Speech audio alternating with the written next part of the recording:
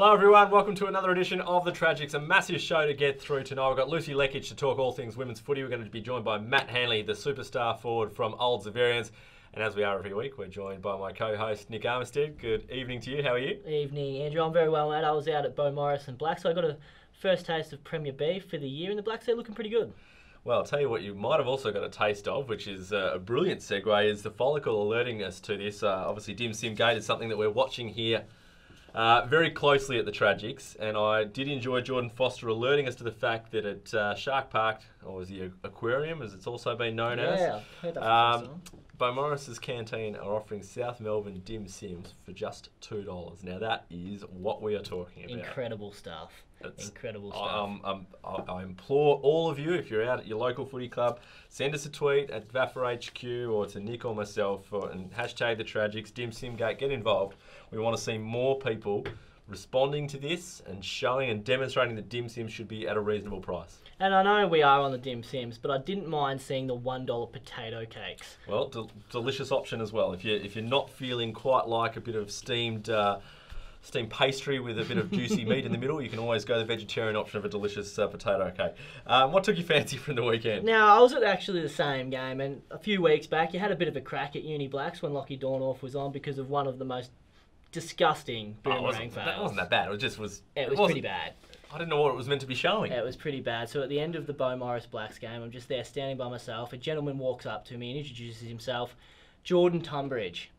He goes, "Nick, I'm the man behind the boomerang." Oh, we found him. Have a look at this photo. We've found him, and he passes on his apologies, and he promises, and we've seen it since, but he promises that it will be improving week to week. Good on. Speaking of the Blacks, might come up in best use of social media. I've got another one for you. That I think there's a guy who was very aware that the camera was on him when they were singing the song at the end of the song there. I won't mind saying that. Yeah, we'll have a look at that in the best use of social media.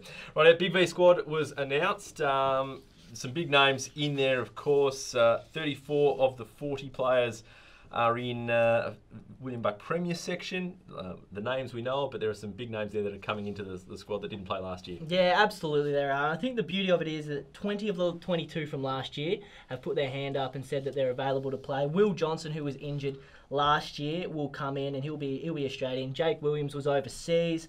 We've got a couple of boys. It's great to see a couple of boys from Old Brighton. Harry Hill and Tommy Fisher in the squad. As they should be, they're flying. Yeah, 5-0, you've got to have at least two. Nick Jamieson comes in, and it's good to see Anthony Scott, who has taken his game to a new level. But the interesting thing for me will be the forward line. It was so effective last year with Sam Critchley up there and just a bevy of smalls around him. Now that we've got Christian Jacks from Old Carey, and we've also got Ace Cordy, who'll be taking up the ruck. Just a lazy 25 goals that Jacks has kicked this year, which is pretty amazing. Billy Kanakis, the leading goal kicker in William Buck Premier as well. Yeah, 17 goals to Billy. And I know that Anthony Lynch, earlier in the year, he said that he would be one to watch out for. So he's flying. It's good to see Nick Wood. If his body holds up, hopefully he can get a game. Speaking of Plugger, he's ruled himself out. He has. Along with the other superstar of the Big V, Brendan Yetzi, they've given fantastic service to the Big V over a number of years, and I think family and Yetzi got married earlier this year, and so his body not quite up to it right now. But it's good to see that a couple of... marriage has made his body not up to it? Well, I think the celebration of the marriage made his body not up to it. Don't know what you're doing in this celebrating, but anyway, right, yeah. Very good. It's great to see. So, Big V squad travel to Adelaide. That might be part of the reason why they've all signed up for it, would it be? Yeah, Adelaide. Fantastic. Good night out in Adelaide. We're going across with the girls. Oh, that might also be a part. I think that plays a big part too. Right, we'll get the Big V girls squad coming soon as well in the coming weeks. Let's have a look at some of the footy from the weekend. Actually, highlight what caught your eye out of the footy on the weekend? The footy on the weekend, it was umpire appreciation round, as we said last week, and it was fantastic that clubs got around it. So a little directive was sent out to clubs, and they were encouraged to take a photo before the game with the captains and the umpires, and so many of the clubs got involved. It was fantastic to see, and a special mention to clubs like Emmaus St Leo's, Fitzroy, Melbourne Uni, Albert Park, Old Ivanhoe, and especially Peninsula, who took a photo at every single one of their games. So fantastic stuff from those clubs. Yeah, the Pirates are all over it with their social media, as we've called out before. My highlight was this almost goal of the year. We'll talk about it when we talk about William Buck Premier, but Tim Harper's, look at this effort to try and kick a goal to help start the charge for Uni Blues or be part of the charge as they charge back against Old Brighton. He's grabbed it out of the air and kicked it mid-air, and it's hit the post, unfortunately. But great effort. I enjoy seeing that sort of skill and execution almost being paid off there. I'm going to start with Premier B because we're going to talk all William Buck Premier when Chopper comes on, but the average margin came down, Nick, on the weekend. only ever so slightly. Well, I think it was 77 last week, down to 61.4 this week. So there were still some massive wins in there, including Mazenod, who got over Monash Blues, who are finding it tough, by 69 at the Frierson. Yeah, Uni Blacks continued to remain undefeated, and that was probably the matchup we were most interested in going into the round against Bo Morris, who are also playing for some pretty good footy this year. But Blacks getting the job done with a 33-point win. And so they were 40 apiece at half-time, but I think it was just a matter of time before the Blacks. They did have control of the game for the majority of the match, but what is interesting to me, I was listening to Cam Roberts, on Saturday morning. He said it's the first time in 5 rounds that they've actually made a change to their lineup. I don't know how many times you would have gone into the first 4 rounds with the same 22 players. That is unbelievable, particularly in VAFA football with unavailabilities and all sorts. One section where the average winning margin went up, unfortunately, it was Premier C. Wasn't great reading to see Fitzroy smashing St Mary's Salesian the way they did by 134 points at Ferndale Park. Yeah, that was a surprise too, because of the fact that basically they play on Brunswick Street Oval every second week. They've gone to Ferndale, which we know is a very small ground, and then St Mary's Salesian, despite coming up and not being probably as strong as Fitzroy were coming down from Prem B, they played pretty well at Ferndale, so it shows just how strong Fitzroy are at the moment. Always tough to travel out to the Fearon with the CY's home ground, but I was quite surprised at the magnitude of the margin that Ogs faced when they went down to the CY's by 80 points pretty much. Yeah, exactly, because the Ogs are in the top 4, and they still are in the 4, despite the big loss, but does that show the disparity between the top 2 sides and then the next best? Yeah, this might be the new big gap between Prem B and Prem C. It happens between all of them, but yeah. It's still not good reading, and we might just tweeted about it on Saturday night. I don't think it's good reading, the gap that is between these sides that have dropped down a section and the sides that have come up from a section. We'll take a break. We've got plenty more to come, including Chopper Handley is going to join us right after this. Anytime is the right time to get fit at Anytime Fitness. Access over 400 gyms across the country 24/7 and discover why more Australians train at Anytime Fitness than any other gym. Go online and register now for your free 7-day pass and feel something better. Hello, welcome back to the Tragics. Our special guest for this evening is at the desk, Matt Handley from Old Xavs. How are you? Very well, mate. Yourself? Very well. Great to have you on board. Great to be here. After a win, I guess you're smiling. No, it's good feeling. Sure beats the alternative. How were those first 4 weeks? It's tough not winning, especially coming from culture where we like to win and like to be on top. Yeah, it's pretty flattening, but at the same time, we felt we were playing pretty good footy. We just sort of had lapses here and there in games, so it was good to put a decent effort together on the weekend and come away with a win. And you yourself, mate, winding back the clock a little bit, 7 goals on the weekend. Yeah, so it was, winding back the clock. It makes me feel really old now. How long since you kicked a bag of 7? 2 years. I don't know, a couple of years, maybe a couple of years. I don't know if I got one last year or not, but yeah, a couple of years. But those sort of big bags have gone out of the game, so you have to judge your game a bit differently. More, you get into contests and creating opportunities for others. And yeah, do you know when you're on? Do you know? You feel like you're on a day? You do. Like certain things fall your way as a forward. You got to know that, and you know that some days it's going for you. Sometimes it doesn't, and a lot more don't go your way than do. So it's all about making hay while the sun shines. So when you walk off, do you know you've kicked 7, or do you you think, I've kicked a few, but I'm not sure how many? You know your numbers because it's staggered throughout the day. It's good to hear. And I had the cheer squad letting us know, during the game on the weekend as well. But is it true that they were chanting your name in the fourth quarter? I do get it. They did get a chant up, which was nice. But I don't know if the audio comes through on the vision. I'll have to watch it back. Lovely. Now, 82 games in a row. You're very durable. Yeah, well, I'll probably just run far enough to get a soft tissue injury or anything. But touch wood, been pretty lucky. You've had your fair run. You had a time in the ruck over the last couple of years. Yeah. You've had dropping in the hole at centre half back when you were struggling a couple of years ago. When you had a slow start to the year, so you've moved around the ground. Yeah, have and that's footy nowadays as well. You just can't play one position. I don't think you got to be able to go all around and maintain your viability in the side, I guess. So I've been, as I said, pretty lucky. I sort of owe it to those guys. So I presume the reason you're still playing seniors is the spot in the Crocs full forward line hasn't opened up yet. Is that right? Pretty much. That's what I think. That's a natural progression. I think maybe when I'm done, I'll be done. I think, but it is seriously good. The fact you played 82 straight. Like, what is it that you do post game? Do you do anything special in recovery or anything like that? What's the focus during the week? I can't say there's been a great formula to it. It's just enjoy life outside of footy. I think when you're at footy, you just play footy, go hard at it, train hard, and then out of footy just try and disengage from it all a little bit, and then so that gets you through week to week. We do recoveries every few weeks, more towards the middle of the season, but I don't think that's the reason why. Speaking of enjoying life, you've had the biggest life change possible Yes. this year. So, addition to the family, tell us about. Yeah, had little Grayson. He's 5.5 months now. It's been a massive life change, to be honest. It's but a good one. Like one of the hardest things you'll do, but also one of the greatest things. It's a lot of learning. He gets to come and watch his dad play. He does, yes. Yeah, Mum brings him along. He's got his little Guernsey, although it's about 3 or 4 sizes too big so far. But it's all right. Does he have his name on the back?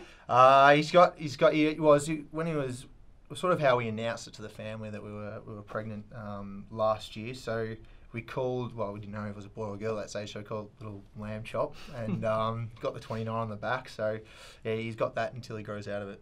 And Nick, you've got some footage here of Chopper in his first game, which we might just roll here, because he's not going to get to see you strutting and stuff like this in your first 4 games. That was, yeah. It was awfully similar to your game on the weekend. You kicked 7 goals. So what are your memories of that? It was great to be part of the team, and with such great names like guys like Tim Muckleshaw running around at that stage. It was like a seriously good side to be part of, and didn't appreciate it at the time, but appreciate it now. And when you have those jets for the midfield delivering it down, it's no excuse. This is a tricky one. Who is the best Xavs midfielder that's come out of the centre square looking for you? Oh, Tim Muckleshaw is the one, 100%. Juzzy Arnold back in the day as well. He used to hit them lace out, but there's so many I could just rattle them off. Ryan Colbert as well when he was on the wing and forward flank delivering it nice. Yeah. You've kicked over 500 senior goals. Who do you put down, you reckon, as the hardest player that you've played on? Who's the bloke that every week you come out and you're thinking, oh, he might have my measure here? There's been like, because just throughout the time there's been a lot. In early days, probably ignorant to who the players were, but hard sides like those Haileybury sides early days were real tough units to come up against. They were always going to be up for a battle. Collegians you're always up against it. D-Lar play a different sort of game. So it's more when there's team defences than individual opponents when it's really difficult. When a team's really solid and organised in defence, it's hard to score regardless of who you're actually playing on. It changes year to year. There's no one player you dread. Slow start this year. You had a slow start a couple of years ago as well. So obviously coach changed then, coach changed now. Quickly on the coach change. Yeah. Was the right thing for Xavs? Yeah, I think it was a both party sort of thing. I think James just sort of lost the passion for it, and he identified that. And for the betterment of the club, just stepped aside. And Hannah's has taken over now, and it's been a seamless transition. Messages are very similar. Hannah's has that passion. He's been part of the growth of this year, like with all the leadership and meetings and all that sort of stuff. So it was an ideal decision, and he's a passionate Xavs man, and the boys jumped on board, and we performed on the weekend accordingly. Yeah, well, how is the feeling amongst the playing group when something as significant as a coaching change happens 3 rounds into the season? I think it's a bit of a shock, but I think we all took it in our stride. Like we just dealt with it. Came to training that Tuesday night, had a meeting. It's happened. Let's move forward, and from then it's hardly really been spoken of. It's just moving forward, which is really important. Who's the best side you've faced so far this year in the first 5 weeks? Best side? Well, St Kevin's were the most organised, I think. They were really strong. They went 5-0 on the weekend, beating Old Scotch. Trinity, they're going well as well, 4-1. Yeah, Trinity, fit running side, got the better of us for probably quarter in our match, and it was came down. It could have gone either way. We probably should have let it slip, but they're always a good side. And the one I want to have a look at, Nick, is Uni Blues. Excuse me, Matt, while we just take a look at this Uni Blues and Old Brighton game. They charged home the Blues in the last quarter after Brighton had established a big lead. Brighton 5-0, which is amazing that they're going so well. They've hit the post 3 times in the last quarter as part of this storming home. We mentioned the Tim Harper goal, the attempt at the top of the show, but then if you count this kick from Tommy Quinn as well, I reckon this has gone in, but the goal umpire said no, it's gone over the top of the post. Let's just show that replay of Tommy Quinn. He starts to celebrate, doesn't he, until the umpire comes across and starts giving it these ones. Yeah, I was a bit disappointed with that. And then Ace Cordy, who's marked, the siren's gone, has a shot after the siren and then kicked from about 50-ish, legs are tied and touched on the line. Yeah, he got under it probably a bit more than he would have liked. But it was good of the Brighton defence to be back there and to get their hands on it. But it was a great win, taking absolutely nothing away from Brighton. They are 5-0. No one expected, not many people expected them to be where they are right now. So for them to be 5-0, well, they got out to a 38-point lead at the 4-minute mark. Then Blues kicked the next 5 goals and stormed home, but not to be. Blues 1-4 now. So 1-4 against the Cardinals this weekend, who are yet to register a win. And you guys against St. Bede's, was it ever in doubt, or I mean, you led sort of across the day, but yeah, absolutely. Close. No, sort of. We felt like we had the run of the game. We felt like we were on top. I don't know where we were possession wise, but definitely felt we were on top. But then kicked a couple in the last, and they got ahead, and we had to wrestle it back, and sort of heads could have gone down like they had in the last couple of weeks, and here we go again. But to the boys' credit, we rallied and got the win. Now, was it your 7 goals that was the difference, or was it the fact that Brendan Goss brought back his glove this weekend that proved the difference for the Xavs? It had to be the glove. It was a big talking point at training on Tuesday night. He said, "I'm not informed. Bring the glove out," and look what happened. It's it's magic. Stats don't lie, do they? The poor. Shop, good luck for this week and the rest of the year, and we look forward to watching Old Xavs, and particularly you running around for a few more years yet. Yeah, okay, we'll see how we go. Good on you. Thanks, gentlemen. Matt Handley there, joining us from Old Xavs. After the break, we're going to come back and talk VAFA Women's. Lucy Lekic is in. She'll be at the desk right after this. Anytime is the right time to get fit at Anytime Fitness. Access over 400 gyms across the country 24/7 and discover why more Australians train at Anytime Fitness than any other gym. Go online and register now for your free 7-day pass and feel something better. Welcome back to the Tragics. Time now to talk VAFA Women's. Lucy Lekic joins us. Lucy, how you going? I'm well, thank you. How are you? Had a win on the weekend? No, No? we didn't win. Why not? Oh, Q Bears are too good for us. That's one of the stories of the round. Obviously a bit of a bye last week for the women's. Was it good to be back playing again? Yeah, it was really good. The girls had a nice week off and got back into training, and we didn't get the win, but we tried hard. Very good. So Q Bears are flying. Are they going to win the premiership? Is it too early to say that at this stage? You went Melbourne Uni at the start of the year, didn't you? I did go Melbourne Uni at the start. However, it's been quite noticeable and evident that they've lost a number of players to the VFLW, which has started, and they are a bit unpredictable now. So I think Q have a lot of consistent players who perform week in, week out, and they're looking the goods to me. I think they might get up. Speaking of VFLW, great to see so many girls from the VAFA last year that were playing in the first round of the VFLW match in the VFLW competition.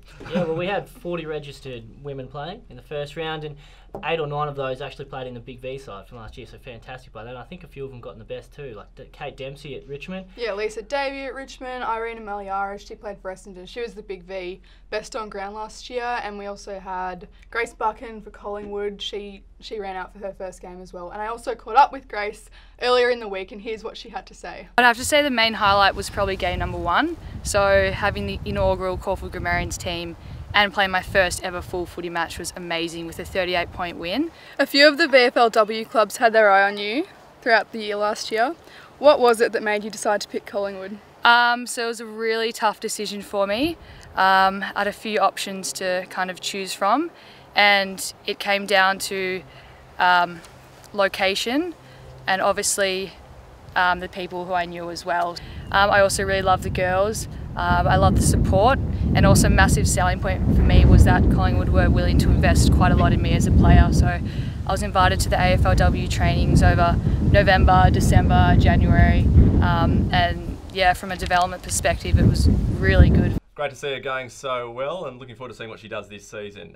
Tell us something about the big results from the weekend, besides obviously the Bears that rolled your fields. So Scob are back on track after defeating the unpredictable Melbourne Uni in a one-sided affair. It was 31-8, and Georgia Cropley for Scob was outstanding. She kicked 2 goals and amassed 17 disposals. Also, Eliza Strafford, she got 23 touches and was also instrumental in that victory. Ashley Bye was the best for Melbourne Uni. She had 24 touches. Q Bears, they continue their dominance up against Caulfield, the struggling Caulfield outfit, and in particular, Danielle Colorti. She is come from the stars. I don't know. She's unbelievable. She's got 29 disposals, kicked 2 goals. I think she got the ball every second minute. And she's come from Perth Glory in the W League. So I think she's transitioned quite smoothly into footy. Is she planning to go back to play W League in the summer when that's back on, or is she committed to playing AFL now? I'm not too sure with the way she's going. She probably wants to stay in footy. She's just racking up so many touches, and she's an absolute gun, and as is Michaela Harding actually for Q. She got 27 touches. She's all over it as well. Important not for her to go unnoticed. And Tara Donnan kicked 4 goals for Q as well. Caulfield, Georgia Cooper, the girl I said at the start of the season for the Fields would have a stellar season. She had 24 touches and 7 marks. She really showed her class. And also M. Sandler again, 56 hit-outs, is one of the best rucks in the comp. I just can't believe you can get 56 hit-outs in a game of footy. A lot of stoppages. But were they the best team that you've faced so far? Yes, without a doubt. They have so many classy performers across the board, and I think that they're the team to beat this year. Into Premier B, blue and white. Which were the notable results out of those? Prem B blue, West Brunswick. They are continuing their stellar form. Also, they defeated Old Geelong at Como Park by 87 points and are looking to be flag favourites. And Laura Jago kicked six goals and Helen Lawrence kicked 3. And in Prem B white, Old Haileybury edged past Old Carey, and in an interesting match, it was a convincing victory for Old Haileybury. However, Old Carey blitzed them in the second quarter, and Jamie Head kicked 3 goals. I do have a question about this, because it was raised post-match.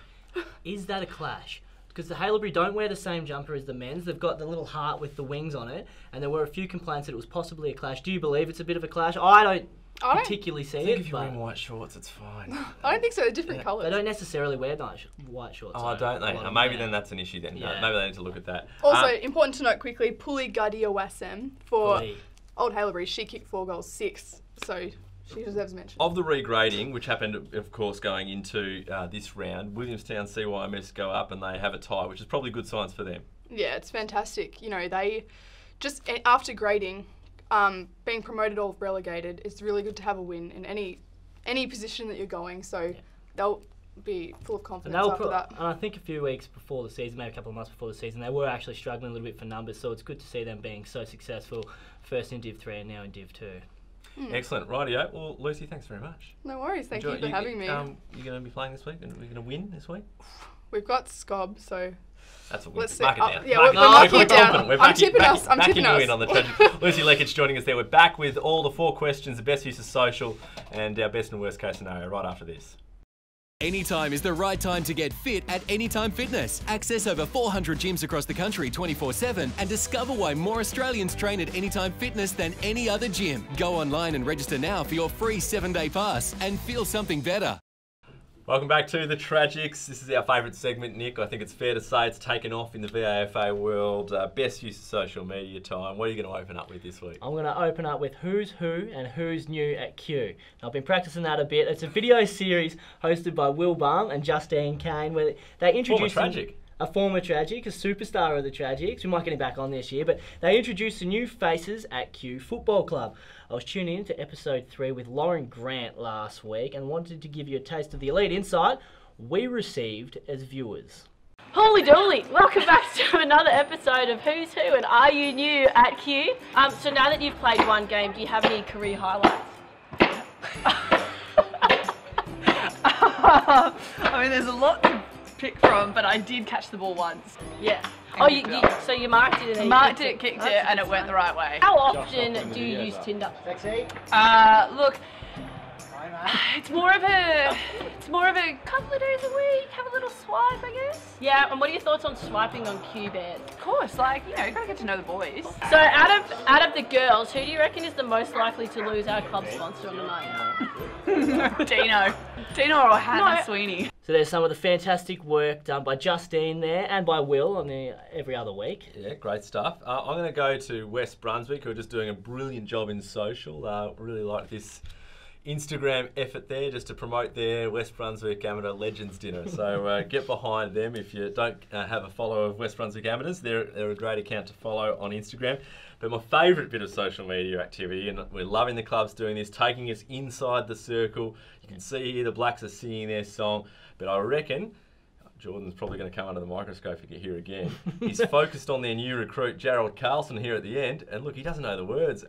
But he's also, not only does he not know the words, he's looking straight down the barrel of the camera. Focus on the song, Jared. Get it right. And also, if you're doing the social media, I don't want to keep having a go, but protect your players. Right, quick questions, Nick. Glenora, are they going to be defeated in Division 3? I think they can, and I think they went close on the weekend, if not for a fantastic fourth quarter against Swinburne. Round 9 versus Richmond Central, if it's going to happen. Richmond Central is second on the ladder, and it's going to be the best offence, which is Glenora, versus the best defence, which is the Snakes. The Snakes average just 60 points against, so I feel like if anyone's going to do it, it will be Richmond Central. Andrew, to you, Hampton Rovers versus Therapanola this weekend. Can the Lions snatch a win? Well, of course they can. Anyone can beat anyone any day. Whether they will or not's another question. So I'm going to sit on the fence and say, probably not on this occasion. I think the Rovers are going to win that one. They can beat them though. Everyone's beatable. It's so hard to go through a season undefeated now, and I don't think the Rovers are necessarily going to do that this year. So there'll be a loss somewhere on the horizon. Are the Turtles going to get their first win of the year against Emmaus St Leo's? Slim. Chances are slim, I would have thought. Emmaus St Leo's have already won one, but it is 9th versus 10th. Emmaus have had that one good win against Powerhouse, and they competed against Melbourne High School and Yarra Old Grammarian, so I think that they should get it done, but it was great to see the Turtles with an improved performance again on the weekend. To you? Yeah. Have we seen a trio of gun goal kickers like North Brunswick's George Brothers and Michael Saloom? Well, let's just roll the videotape back to a few weeks ago when Nick raised the question of, is the Bannisters the best combination we've ever seen? They're going to break the 20 mark. I'm booking this in. 15 goals between those three Bannisters. The fourth's coming in. I haven't seen 4 Bs bigger since the Beatles. When he comes back, 20 goals between 4 brothers, cousins, just 4 Bannisters. Well, there's your answer. That was 4. That was 4. We're talking trios here. Technicality. Amazing question that's in the rundown. Can Mazanod make the finals in Premier B Blue Reserve with the lowest ever percentage in football history? It would be quite remarkable, but the girls at the moment, they're sitting on the same amount of wins as 4th with a percentage of about 22. Yep. So it is possible. They just need to win more games. They're not going to get it on percentage, but they could possibly be in the finals with a percentage under 30, and that would be remarkable. Last one to you, Albert Park versus Latrobe. Who's going to break the duck egg this weekend? It'll be, I think it's going to be Albert Park that will get the win. The Falcons. It'll be a close one. It'll be close. I just think the Falcons are going a bit better. Yeah, and Latrobe, hopefully, they get back to their round 4 form. Best worst case scenario from the weekend to wrap up the show. Nick, who are you going with, best case? Best case, Peninsula, who is sitting in 8th at 1-4, continue their strong away form at Como Park. They've lost all 3 home games, the Pirates, and their one away game, their one other match, has been a win against Pegs over at Peg Sporting Field. So hopefully they can continue that and get their second win for the season. My best case is Old Scotch get a win, which would leave no undefeated sides in William Buck Premier. Unfortunately, that would mean Uni Blues would be 1-5 as well as the Cardinals if they were able to get their first win. Worst case scenario? Ivanhoe suffer another big loss against Q. Now they've had 4 losses over 100 points and an average losing margin of 109. So things are not going well down at Ivanhoe Park. So hopefully they can put in an improved effort against Q. Beautiful football ground at Ivanhoe Park there. My worst case scenario, you would have seen this on Saturday night. In fact, you were the instigator of this, is Nick Armistead, third personing himself again when he references his ability to tip 5 winners. Now, it's not hard to tip 5 winners. There's only 5 games to get. Try getting 9 right, or even all 35 right through the VAFA sections on any given round. Now, I can explain this. I've been very poor at my tipping so far this year. I've averaged about 3.5 per week. So to get 5 on, arguably the hardest round to tip in the history of William Buck Premier. Wasn't that hard? I was a bit too happy for myself. It wasn't that hard. You can hear more of Nick talking on, of course, the For Love of the Game podcast. That's with Joe Pignataro and Brian Waldron each week. So we're loving that addition to the VAFA media stable. Enjoying that? Enjoying that show? I'm absolutely loving it. Being there with Wal and Joey, they do all the work, so I'm happy with it. Looking forward to my first invite. We'll catch you next week on The Tragics.